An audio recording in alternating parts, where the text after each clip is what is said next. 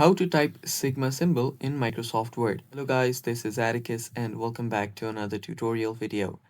In today's video, I'll teach you guys how you can insert this Sigma symbol in Microsoft Word. So without any further ado, let's dive right into it. So the first process is by inserting the symbol. So tap on the insert option here, head over to symbols, it's right here, tap on it, and then tap on more symbols. Now you can find Sigma right here. It's just mostly commonly used options or recently used symbols here. Tap on more symbols. Now after you've done that, make sure that you're on Greek and Coptic.